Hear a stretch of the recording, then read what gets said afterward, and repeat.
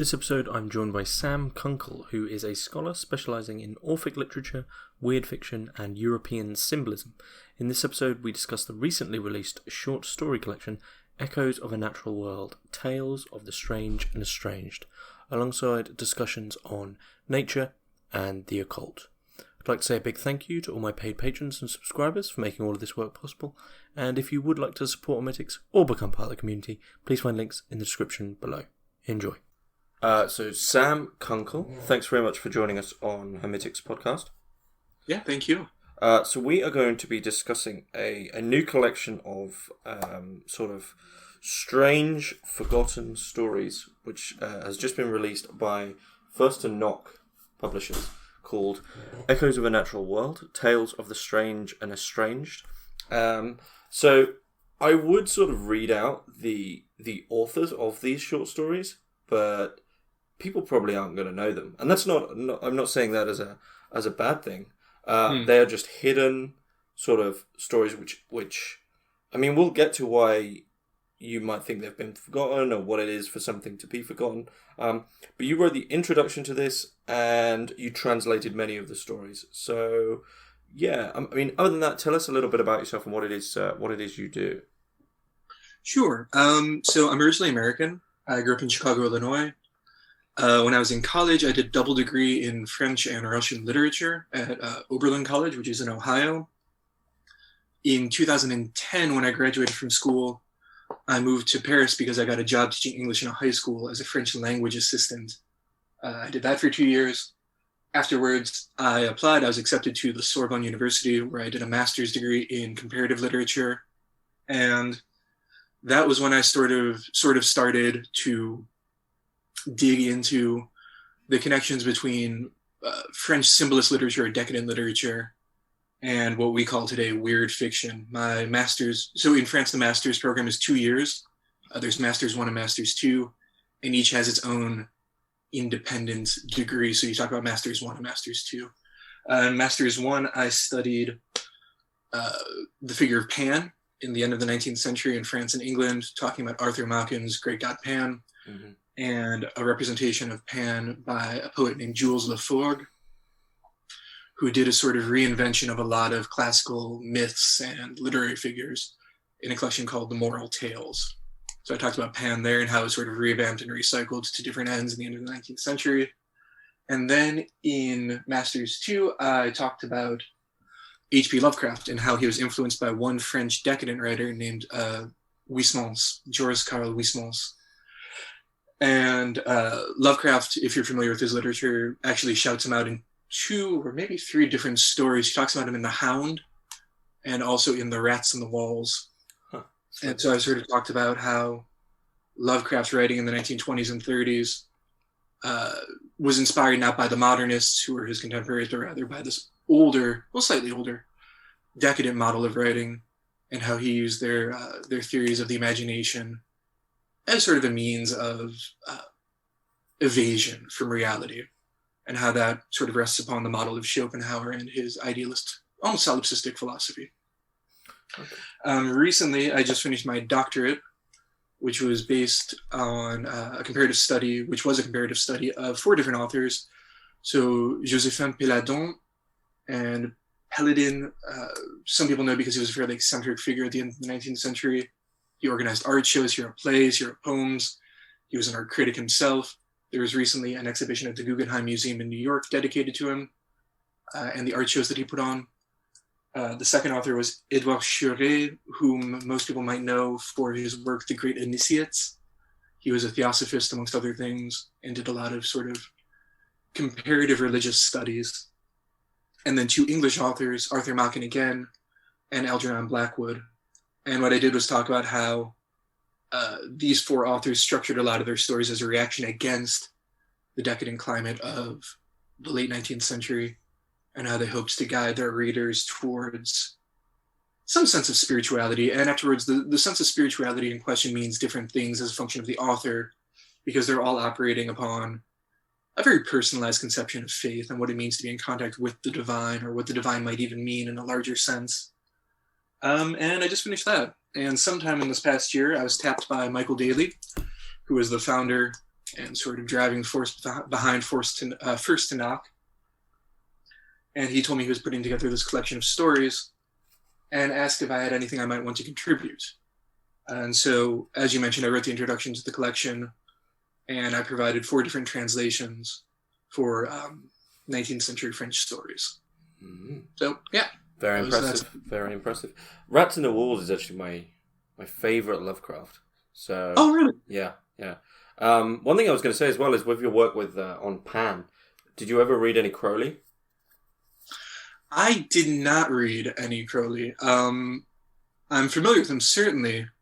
And that is something that came up, especially when I was talking about Machen, is how he sort of the image of Pan is sort of revamped at the end of the 19th century, especially by people who are interested in, or members of the Order of the Golden Dawn and things like that, as the sort of untamable nature force and things like that. It's one of the sort of very memorable Crowleyan.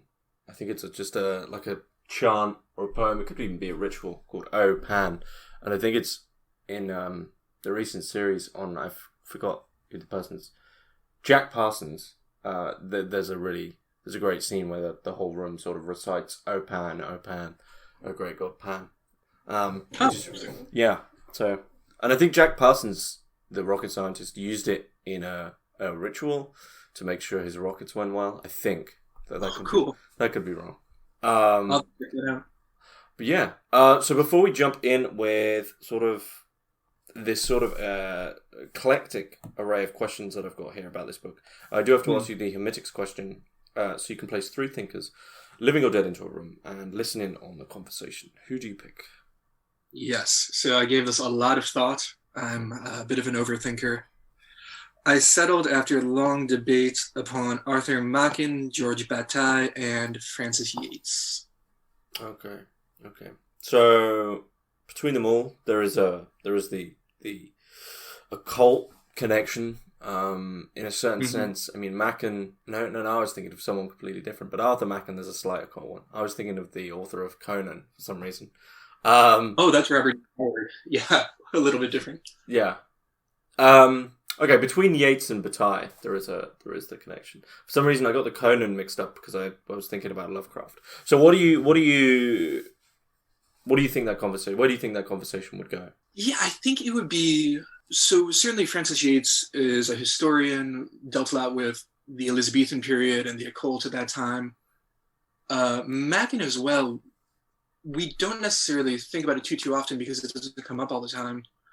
He was also deeply interested in the 15th and 16th century and just sort of the freedom that people had back then.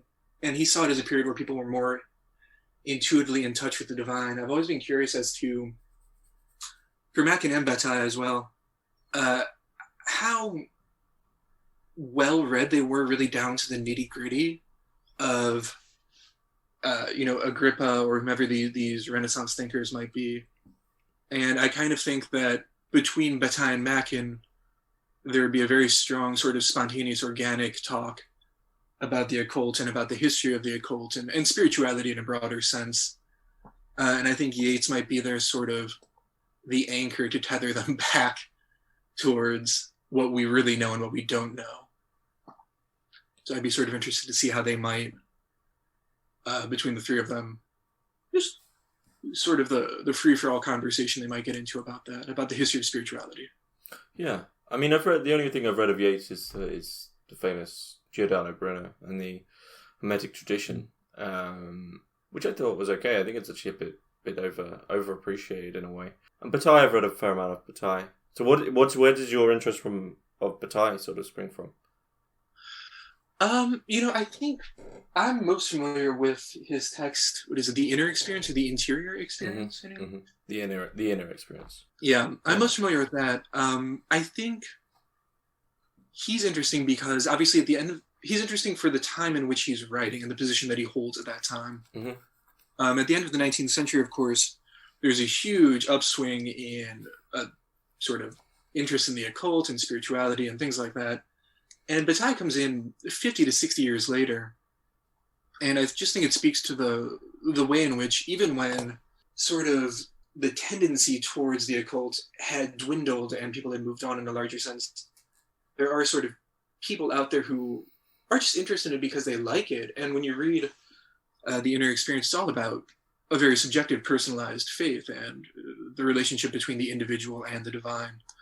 So I just think he's a nice example of, I guess I would say, a true believer in the modern age, at a time when people were, I believe, more concerned with existentialism and things like that.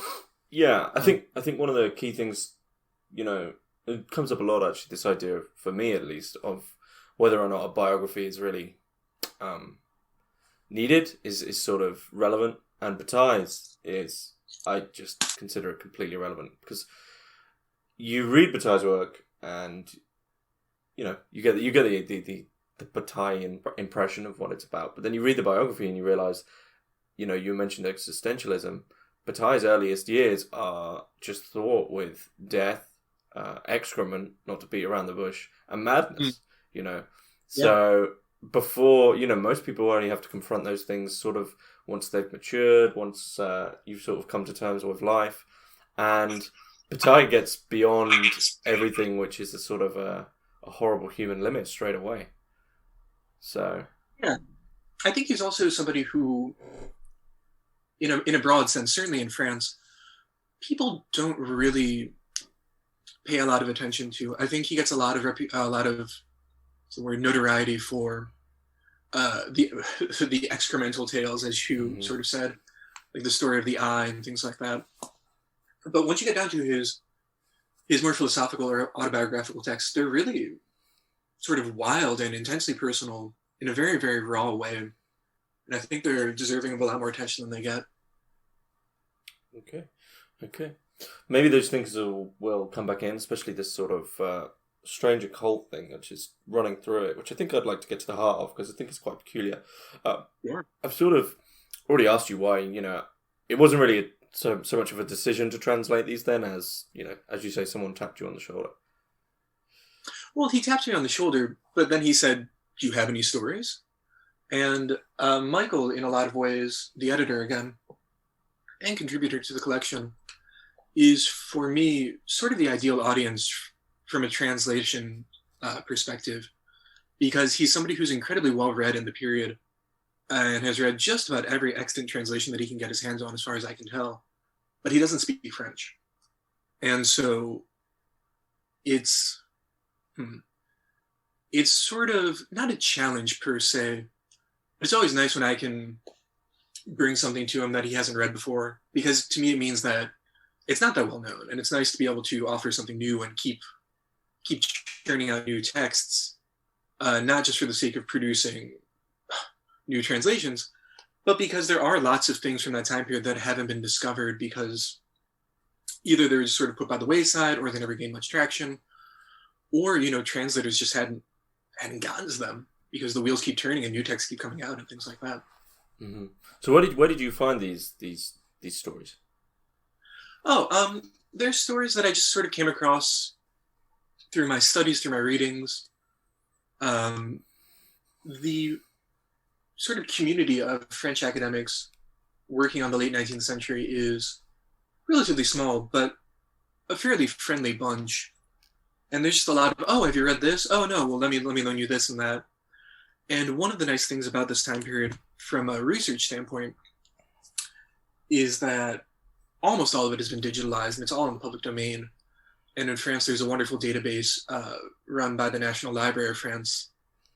And so you can find all these texts online with relative ease. And so if you are reading an introduction to a book, a preface where one author mentions another author's work or whatever it might be, they're pretty accessible now because of the work of the National Library to put them out there. And so just little by little, bit by bit, one story leads to another author leads to another. And, some of them produced huge, huge quantities of text, and others didn't, either because they died young, or they stopped writing, or sort of just dips their toes into the pool very briefly and then jumped back out. But just time, really. His time and patience is just a period I really like. And the more you read, the more you realize how much more there is to read. Yeah, the list is ever growing. Mm-hmm. So yeah, it's called Echoes of a Natural World, even though at times when you're reading these stories, it does veer away from this in multiple interesting directions. So it's a prophetic big question. In what sense does this collection sort of help us, answer questions about nature? Where is this situated in, an ongoing conversation, an ongoing literary conversation about nature? Yeah, that's a good question. So the collection deals with French and American authors. And with the exception of the 4 texts that I translated from the end of the 19th century, almost all of the authors are contemporary authors. The exception being one American author named Dan Stitzer, who wrote one collection of stories and then faded into obscurity. And Michael was able to include one of his stories in the collection. But for the most part, it's a dialogue, like you said, between the late 19th century in France and contemporary American fiction. And in between that, the subject of the discussion is nature and how we interact with or understand nature and natural elements. And that's not a new question. It's something that's been, debated about for a very, very long time, even going back to Virgil and authors like that. I think basically ever since we became sort of humans and not just animals, whenever that we crested that hill, there has been a desire to sort of distance ourselves from nature or to control nature and our experience with it when we have to interact with it. And so, this collection and the question that it addresses, really, you could have done a comparative study from any time period. But to answer your question about how it helps us to address that question. Mm-hmm. Yeah. I think something that it does very, very well is to provide us with the notion of common experiences. We as civilized beings, as humans, when we interact with nature, our reactions aren't so far afield from each other. Even if we think about ourselves as individuals with unique consciousnesses and ideas and hopes and dreams and whatnot, nature has provided sort of a pretty standard backdrop for a lot of our experience, especially for those of us who are steeped in city living in an urban setting. And that was certainly the case for the writers in the 19th century. That's really the beginning of the modern era as we understand it today. And so I think that these stories help to provide us with just a sense that we're not alone against nature, both in terms of a desire to connect with nature and to get back to nature. And I know that especially during this pandemic that we're all living through, there's been a lot of talk about, we should get back to nature, or I wish I could move to the woods, or this and that. I know a lot of my American friends have been talking about that and looking at buying houses. And that's not a new impulse. And so I think the collection might help to draw upon those yearnings. Mm-hmm.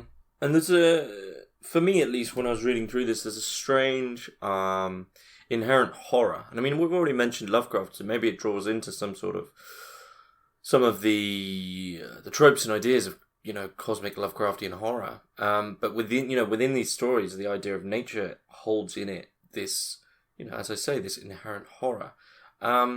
So I was wondering if you could sort of comment on those aspects of it, but also comment on whether or not you think that that inherent horror, if you agree with me, alludes to why many of these stories are forgotten. And I guess the bigger question there would also be why do you think it is that these certain literature in general gets forgotten? Yeah, that's I'd be happy to.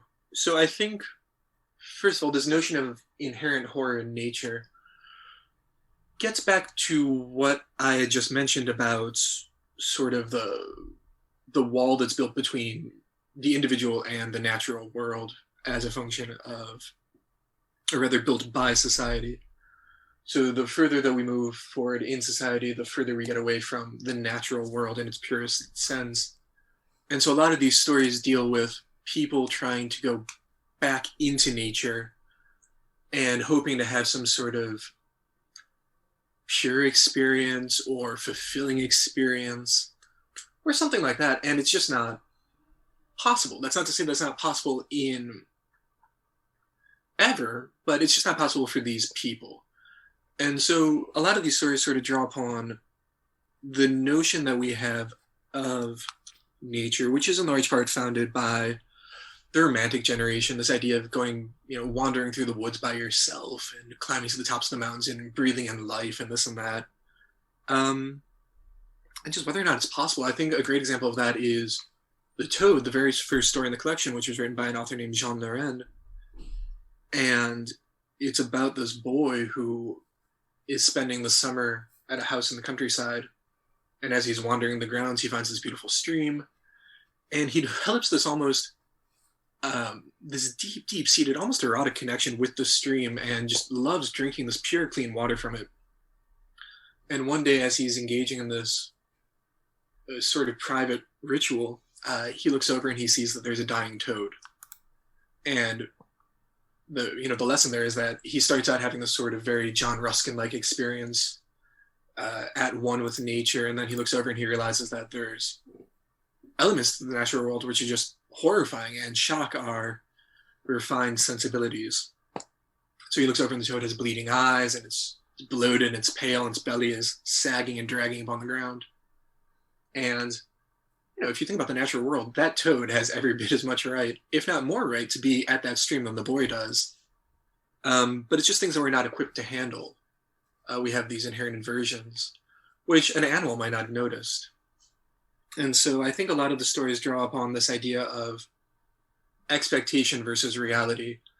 And the horror, if there is horror to be found, comes from sort of the veil being lifted or the curtain being drawn, and seeing that the natural world is chaos.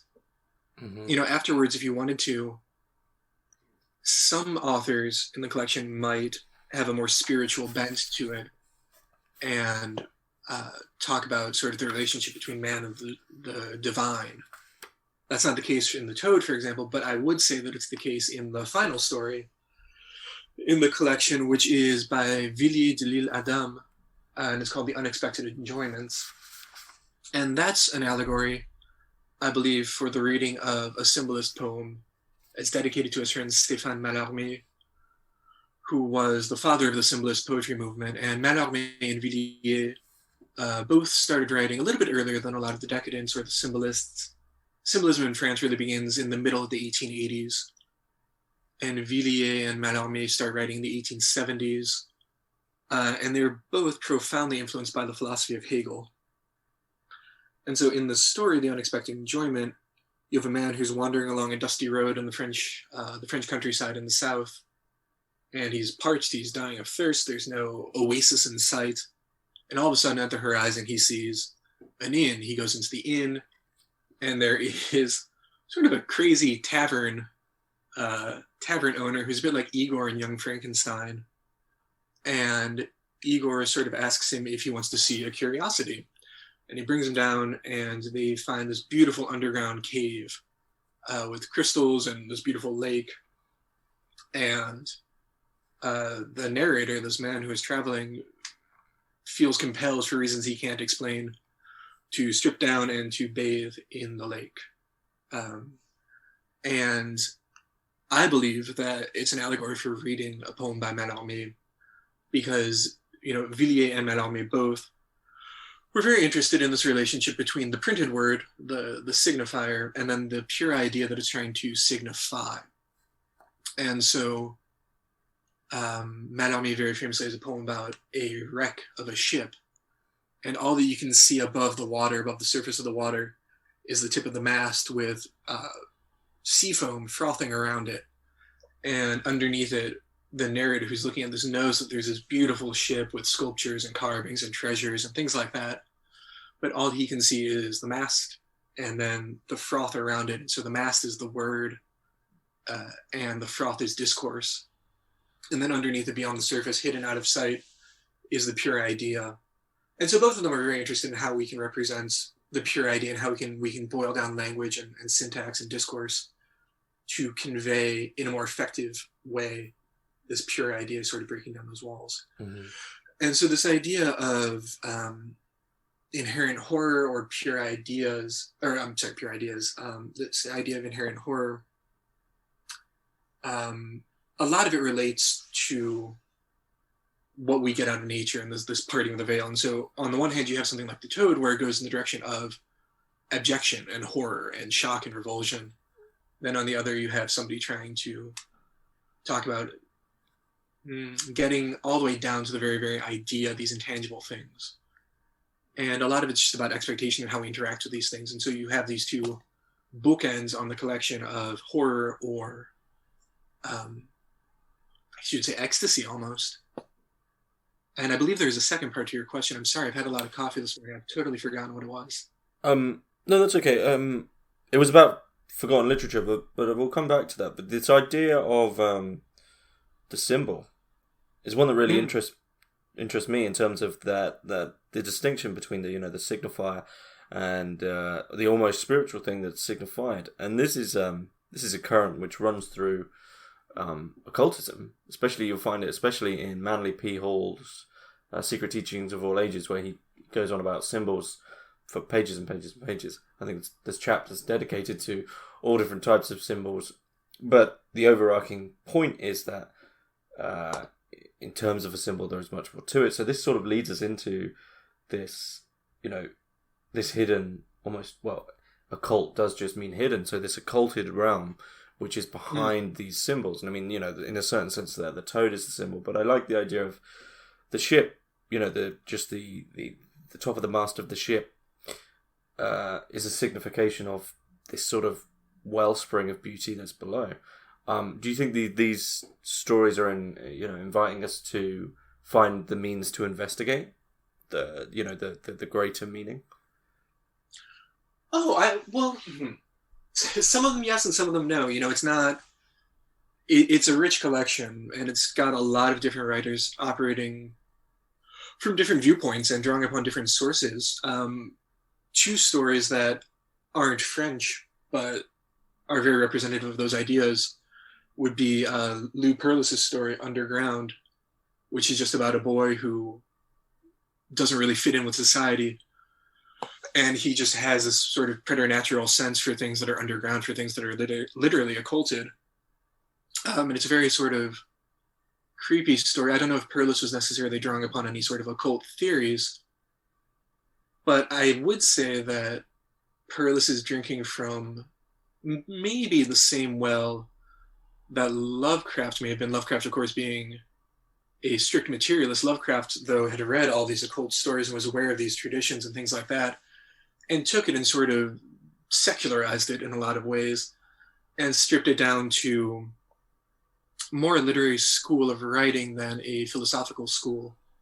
Well, I guess he was philosophical in his way. He was, if you consider materialism and pure materialism to be a philosophy as much as Hegel or Schopenhauer or any other sort of ontological point of view. Perlis, though, is very clearly writing from the perspective of a large number of authors who are working according to the mechanisms that were established by these occult authors, even if they're not necessarily arguing for the same sort of spiritual philosophy. Another good example of that is Michael Daley's story. It's got an incredibly long title. We've just been calling it The Whisper Mold. Yeah, it's my favourite story. I was going to mention this. Concerning the discovery, taxonomic implications, and initial impressions of a whispering mold. It's my favourite story. Oh, it's a great story. Yeah. It's just tremendous. That story, parenthetically, was the impetus for the collection. I see. Sort of penned that, and then that was the what the rest of the collection was built around. So that's a story about one man named Jerry Clive who's going through the throes of a divorce and is convinced that he's in touch or has discovered a whispering mold. And so that's all about one man's quest for greatness, both finding the mold that would confirm his hypothesis and then condensing his vast, sprawling knowledge of occult fungi into a book that will then surely shake the bedrock of scientific knowledge. That's just a tremendous story. And so you had asked, do these stories encourage us to go out and explore, I believe. And that story certainly does, if you feel like you have something to share. If you feel like you have the itch, you have to scratch it. I think that's the point of the story. Afterwards, where it gets you is a different question, but that's certainly the point of the Whisper Mold, I think. Mm-hmm. Mm-hmm. And there's a couple of stories here which could be argued are actually, as this is in relation to nature, you have the sort of duality of technology versus nature, or nature versus technology. And there's a couple of stories here which actually arguably do push very early examples of people who actually wanted to push technology, beyond nature. I was just wondering what you thought of them. Yeah, I think, given what we've already said, any sort of story like that, to keep following these lines of logic, any story that, in the collection, of which there are several, like you said, that argue for technology over nature, first of all, acknowledge the sort of aversion that some feel when confronted with true chaotic nature. The recognition that we can't control nature, that we've gone too far, that if we were to go into nature, we have to prepare ourselves in all sorts of ways that my dog, for example, doesn't have to do. I have a German Shepherd, and if we want to go for a hike or something like that, she doesn't need to put on boots. Off she goes. She's still fine. And so these stories that argue for technology over nature are sort of saying the door's shut behind us, we can't go back. And that comes up in explicit ways and more subtle ways. One of the more explicit ways it comes up is in Little Brother, a story by an American sci-fi writer, Janice Law. And in the story, it takes place in this sort of, it's hard to tell chronologically speaking where it is relative to us now, but it takes place in, I would assume, the future, when they've invented a technology that eliminates the need for sleep. So it's this, this natural phenomenon, arguably, around which our day is structured, has been totally removed. And so it sort of raises the question, what would you do if you didn't have to sleep?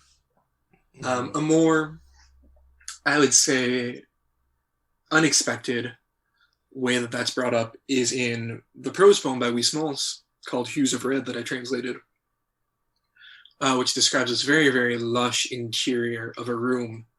And it's written from a very voyeuristic perspective, where there's the narrator, who I've always assumed is maybe an adolescent or an early 20-year-old man, who's just watching this woman go through her routine, and she's sitting on a divan drinking a glass of port.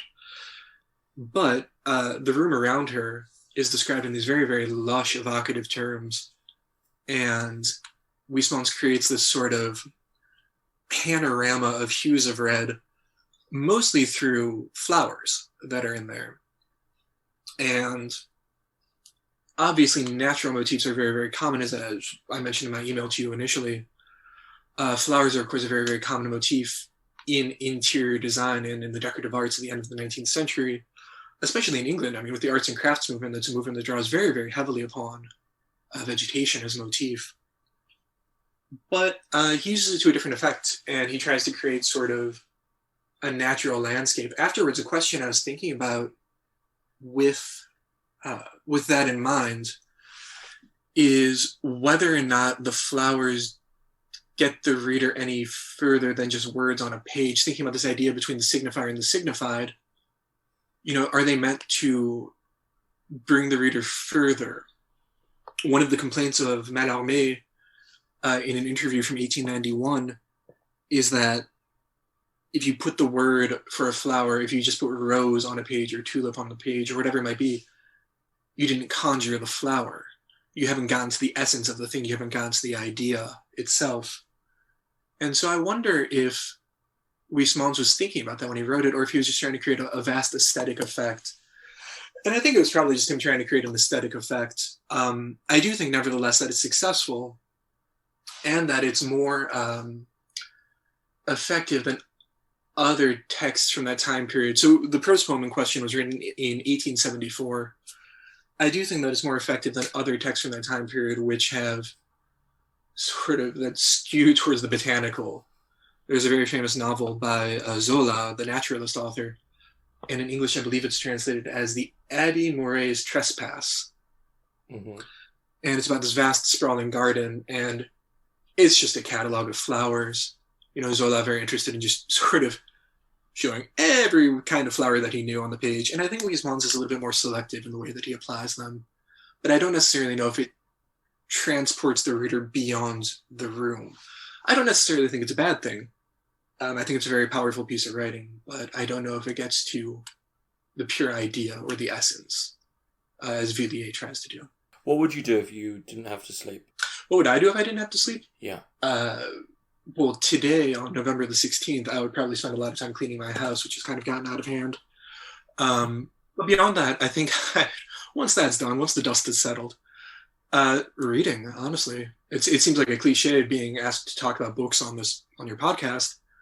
But like I said earlier, the more you read, the more you learn about how much there is to read. And I have an ever-growing stack of books in my office that I need to get through. It's just a question of time.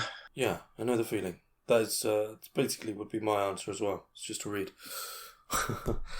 Yeah, I remember parenthetically in high school, we were given a writing prompt, and it said, "What would you do if you knew that you only had 1 year left to live?" And my answer was, "I'd read as many books as possible."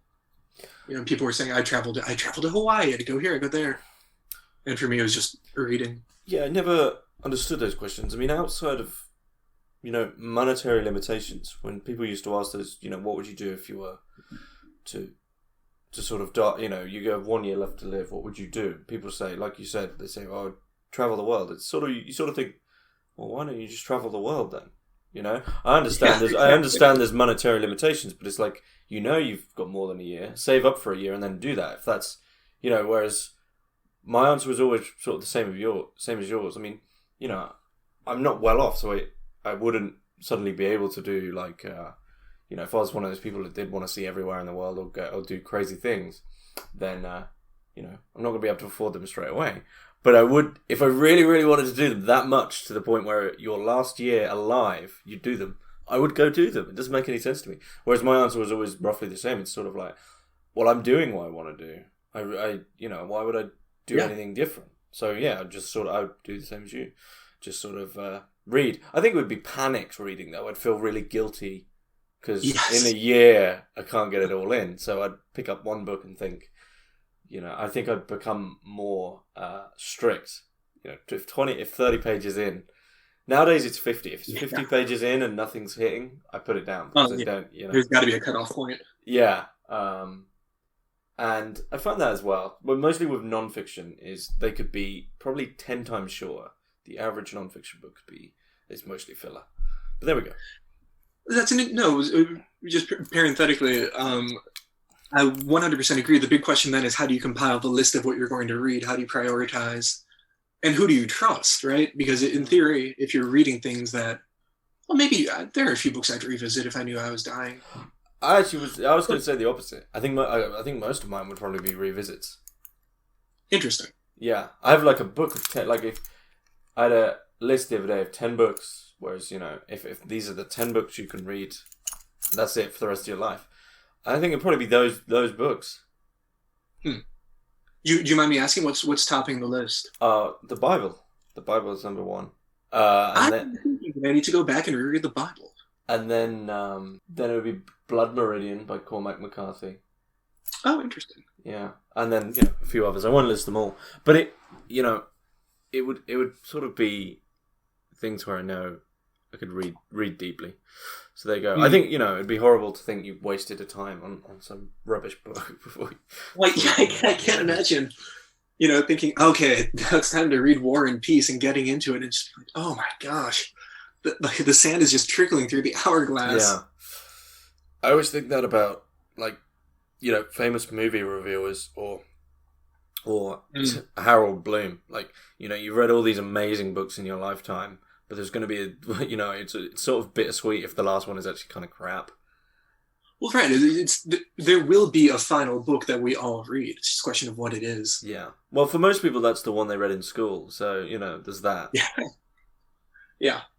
But, it does lead us to the question of forgotten books. And, Sure. Why? Because many of these, you're never going to stumble across these unless you're really deep into the sort of literature that you're into. So why do you think these have been forgotten, and why do you think certain literature is forgotten sort of generally? I guess I know that's a big question. No, it's a good question. I think getting down to what lasts and what doesn't, or what's popular, even when it first appears, and what isn't, gets down to not so much who's writing, but why they're writing and who they're writing for. In the case of the French authors that I'm working on, they certainly weren't writing for the masses. Mm-hmm. So first of all, in France in the 19th century, starting around 1830, 1840, so a little bit before the period that I'm working in, the novel becomes sort of democratized as a genre. In the 18th century, for example, if you wanted to buy a book, you really had to go to literary salons and meet the authors themselves. A novel, a book, was really a luxury object. Moving forward into the early 19th century, we have the Industrial Revolution, and the means of production change, and all of a sudden, books become something that average people can afford. And with that, there's a bit of scrambling that happens wherein all of a sudden you have a tremendous volume of books as an object flooding the market, and lots of people writing, but they don't know who they're writing for. Poetry in the middle of the 19th century remains a very, very specialized thing. It's still destined to a very precise, targeted public of well-educated, erudite elites. The novel, on the other hand, has all of a sudden become the sort of very cheap paperback object, and lots of people can buy it, but they don't know who's buying it.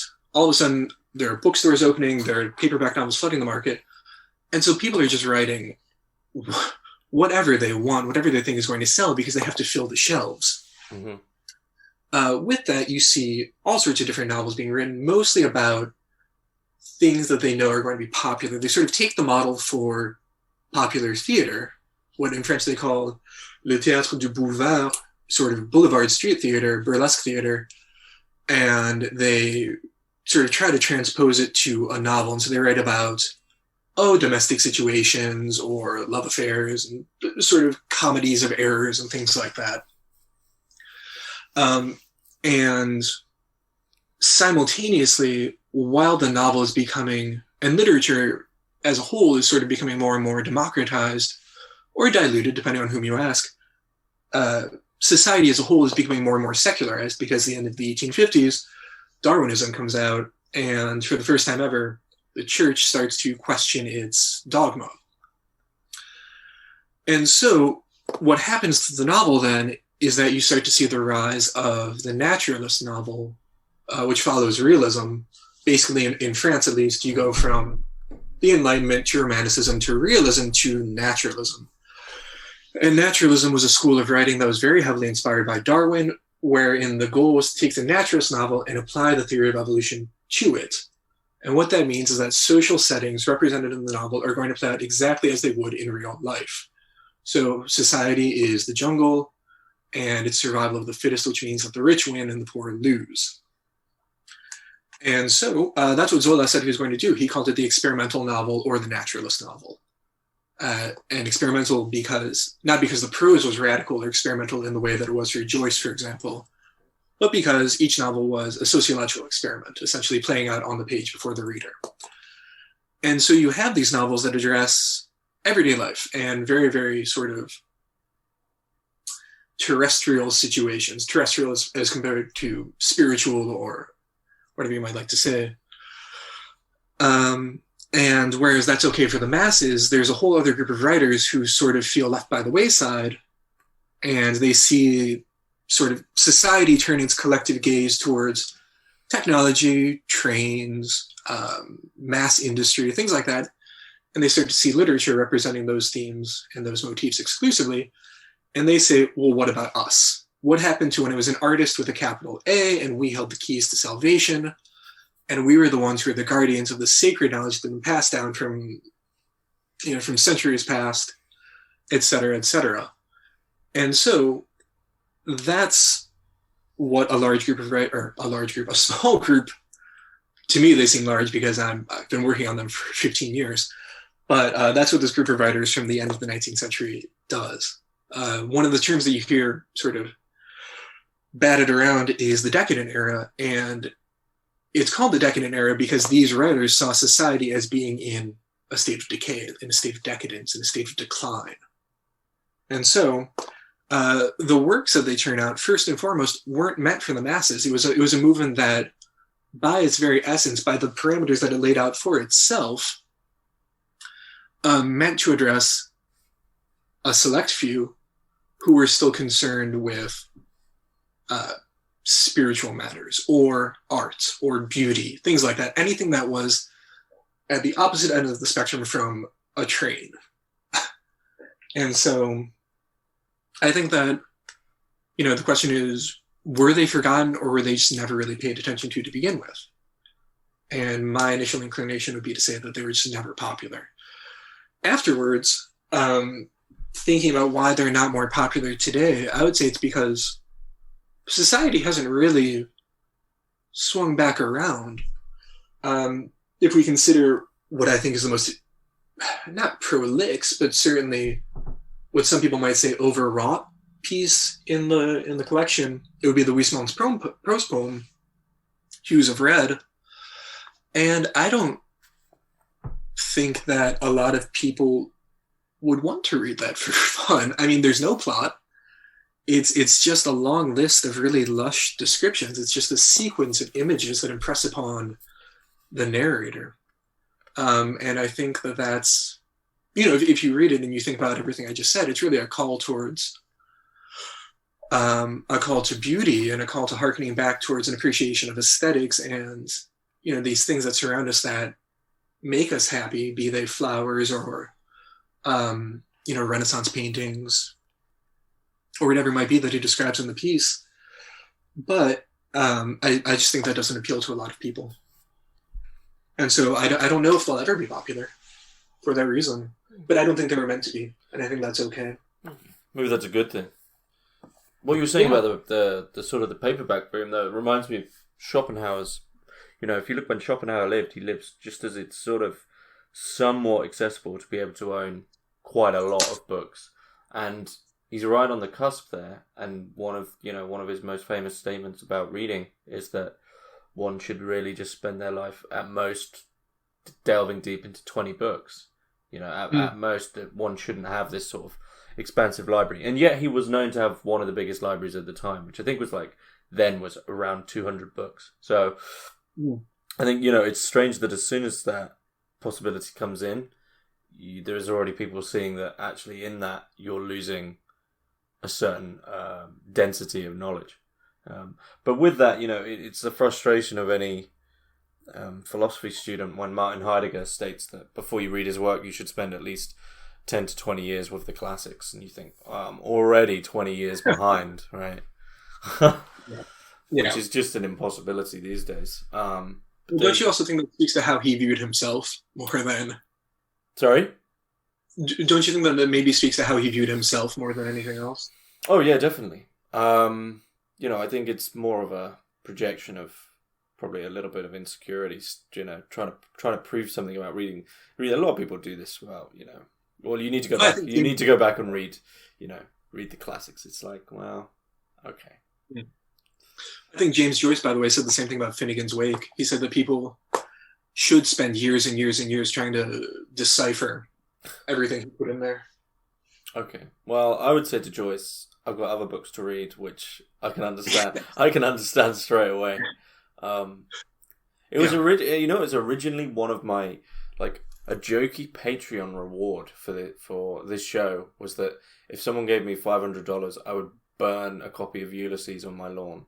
I've removed it now just because that book really frustrated me at the time. I think it's still. I haven't been back since. There you go.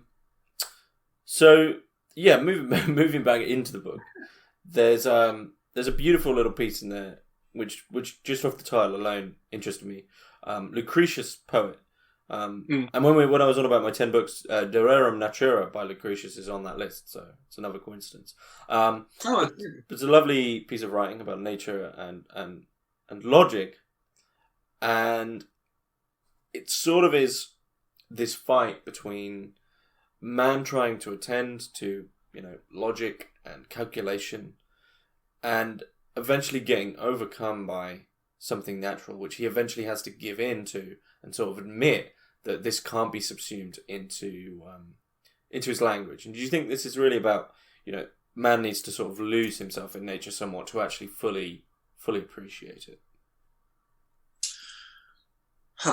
That's a good question. I think that... So it's been a while since I read On the Nature of Things by Lucretius, the actual text. Mm-hmm. So I can't speak with any degree of certainty as to how faithful Marcel Schwab, the author of Lucretius Poet, how faithful his sort of rendering or summary of Lucretius's philosophy was. But in terms of the text itself of Marcel Schwab's little microbiography, or whatever you'd like to call it, I think that the point would be that there are always things we can't control. And, even if Lucretius thinks that he has a hold over the physical world and that everything can be boiled down to atoms and there's the void and everything else, there are things that we can't control. And in this case, it's his emotions, right? It's him trying to rationalize the process of death and trying to say, I shouldn't feel sad when confronted with loss, because he knows that there's a wonderful passage, excuse me, there's a wonderful passage where he says he knew that tears are provoked by movements of the glands, and the glands are controlled by atoms and this and that. But it doesn't stop the tears from falling. So, we can try to rationalize all these things, but at the end of the day, you still feel sad or you're still crying. And I think that that's the point of the story. And ultimately, Lucretius submits to it at the end of this little story. And I think that anybody who, and it's at this point that I'll say I'm not much of an outdoorsman, anybody who's probably spends long periods of time in the woods or in nature and actually being in nature, going camping and spending the night, spending the week, spending the weekend even, out in the woods and not just going off for a little hike or a little stroll, you have to admit and accept that you can prepare all you want. There are things that you can't control. And that's part of being outside, part of being out in the natural world. That toad is supposed to be under the leaf in the toad. And something in the email I mentioned to you was that a very, very clear, easy example of that is the weather. You can prep all you want for your destination. You can say, well, I'm going here. This is the sort of terrain. I should bring these shoes with me. But at the end of the day, you can't control what the weather will be like once you get there. There are always things that you can't control. And that's part of being outdoors, where you can't regulate the heat, where you don't have a roof, where you don't have a refrigerator stocked with food, and so on and so forth. So I think, a big part of these stories is that there are always things that you can't control, and sometimes your expectations fall short.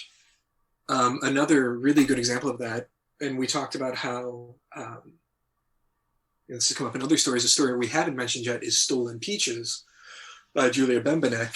And I think that's just a tremendously effective story about a mother who, once her kids go off to school, she and her husband move to the countryside. And she sort of expects it to be this very sort of romantic, getting back to nature, bucolic living. And she gets there and it's just awful. She doesn't know what to do. She feels anxious and uncertain all the time. Even worse, it sort of descends into this unnameable anxiety. And we were talking earlier about occult presences in these stories. And I think that story deals with not necessarily some sort of greater power in the mystical occult sense, but it certainly implies occult phenomenon are at play in that there are things that she can't put her finger on, that she feels are at odds with her, perhaps. And it's unclear if it's just the town or if it's really her in this new town or what's happening. But in either case, I certainly think that there is something you have to give yourself over to. And in one of your emails, you mentioned to me as well, giving yourself over.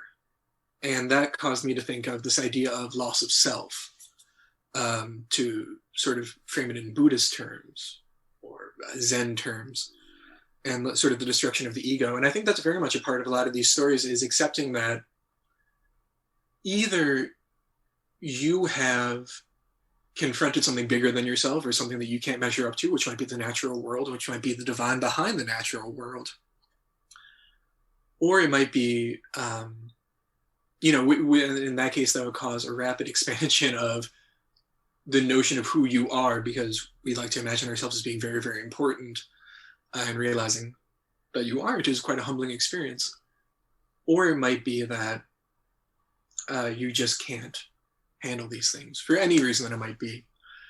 And so, no, I think that there's a lot of, I don't know if it's giving yourself over to something, or if it's struggling to mean, no, you're right. That's what I would say. Giving yourself over to something is recognizing that there is something that you can't control, and that you are suddenly not the being that you thought you were. Mm-hmm. So yeah. You think there's something here, even though there is these, that story that you mentioned there, Stolen Peaches. She begins to, this ideal that she brought up of nature is just sort of destroyed when she actually gets there. This is an example of where there's natural sympathy towards technology. But do you think many of these actually mark sort of an early practical, critical relationship with technology? Well, I certainly think that the French stories certainly do, in the sense that, again, they were written mostly in broad strokes as a reaction against mass culture and the industrialization of society and things like that. And so I would say, in a lot of sense, they do mark very much a critical relationship with that. Afterwards, I don't know if that's unique to the 19th century. I think that you have examples of that going all the way back to Virgil, like I said. That's why I said practical, because I think, is that I don't, when people say, oh, this was the first person to critique technology, I always think, no, that's ridiculous. I think there's been critics of technology probably since there's been technology and since there's been writing. Absolutely.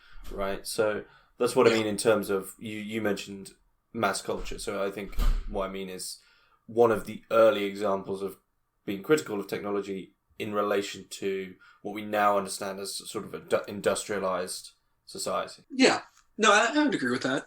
And to add on to what you said, I think that, modernity has always been modernity. Mm-hmm. It's perfectly logical to think that in 50 years we'll look back at today and think, oh, we were so simple back then, but we don't know that now. And so people, like you said very succinctly, people have been critical of technology since there has been technology. And I think, to answer one of your earlier questions, or to circle back to one of your earlier questions, what do these stories teach us? And that's another example of a common experience that these stories bring out or highlight. Mm-hmm. Is there, anything you'd like to add that you think is key about this little collection that I haven't really touched on?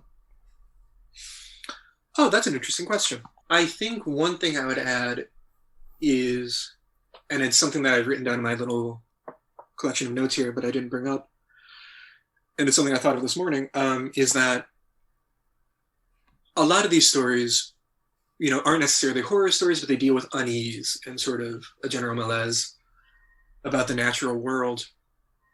And as I said, with the exception of the 4 French authors, the other authors are American. And if we look at the earliest examples of American literature, some of the earliest examples at least, the American colonies in America as a country just began at the end of the 18th century. And so some of the earliest examples of true American literature, and not, English literature in North America, but actual American literature, is the American Gothic novel. And there's an author named Charles Brockden Brown, and he wrote a very famous story called Edgar Huntley. And when the Gothic tradition came from England to America, obviously we don't have crumbling castles or moors or things like that. And so the thing that replaced those elements was the wilderness. And so the very, very earliest examples of American literature, the thing that you find that represents the unknown or the uncanny or just the ambiguity of existence is the wilderness. And I think it's interesting that, 220 years later, we still have collections of American stories that are coming out that are promoting this idea of man's relationship to nature, which we had alluded to earlier in other terms, but I think it's an interesting comparison to draw out. Afterwards, the one thing I would say, the true strength of this collection, and credit again to Michael Daley, the editor, is that it really is an eclectic mixture of stories. There's a little bit of science fiction. There's what I would call contemporary modern prose. There's a story inspired by one man who spent time in Germany with the United States Army. There's really a lot of variety in the collection. I think that's its true strength. But all of it does manage to center more or less succinctly around the theme of humans in the natural world. Mm-hmm. Mm-hmm. Whereabouts can we purchase the collection? Oh, excellent question. It is available directly on the website of the publisher, which is firsttoknock.com. Actually, I say that. Let me double check that. Yep, firsttoknock.com. Okay. And First to Knock is an independent press from Chicago, Illinois. Okay, so if anyone's interested by the stuff we've been talking about, head on over. There'll be a link in the description. That seems to be a good place to finish up, unless there's anything you'd like to add. No, thanks for having me. This was a pleasure. Thanks very much.